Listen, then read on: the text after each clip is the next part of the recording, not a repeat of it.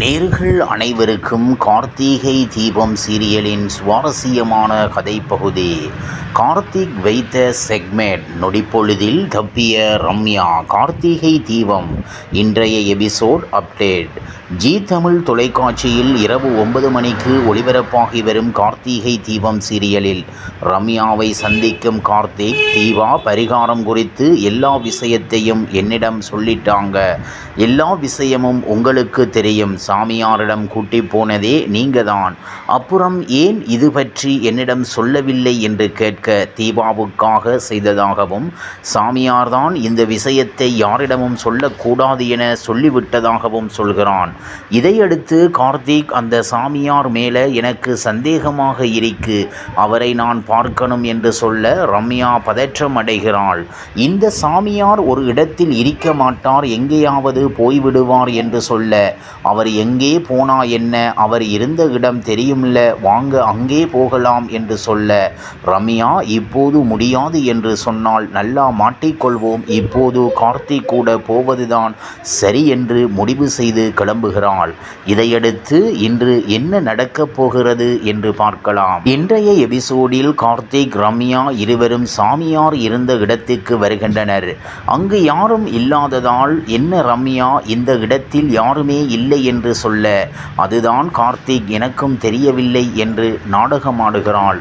முதலில் இந்த இடம் யார் பெயரில் இருக்கிறது என்பதை முதலில் அறிந்து கொள்ள வேண்டும் என்று முடிவெடுக்கிறான். ரம்யா அந்த நிலத்தின் ஓனரை பார்த்து பேசி பணத்தை கொடுத்து செட்டப் செய்து இருந்ததால் கார்த்தியுடன் சென்றால் மாட்டிக்கொள்வோம் என்று பயப்படுகிறாள்.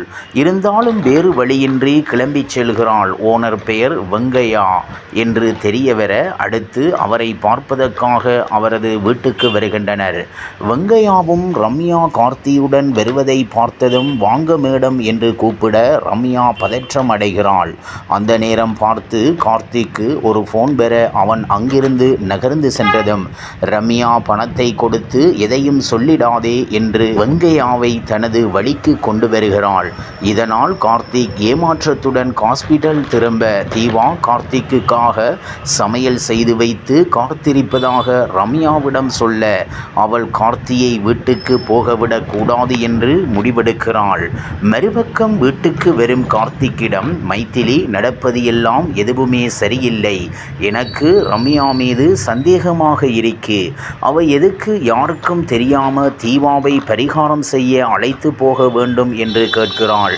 எனக்கும் அதே சந்தேகம்தான் இருக்கு என்று சொல்லும் கார்த்திக், தம்பி, ரம்யா உங்கள் மீது ஆசைப்படுகிறாள், அதற்கு இடையூறாக இருக்கும் தீபாவின் கதையை முடிக்க பார்க்கிறாள், இதற்காகத்தான் இப்படியெல்லாம் செய்கிறாள், இது பற்றி தீபாவிடம் சொன்னால் அவ நம்பவில்லை, நீங்க பார்த்து இருக்க என்று மைத்திலி சொல்ல, கார்த்திக் கம்பெனியில் ரம்யா மோதிரம் போட்டது, பைக்கில் வந்தது என அனைத்தையும் நினைத்து பார்க்கிறான்.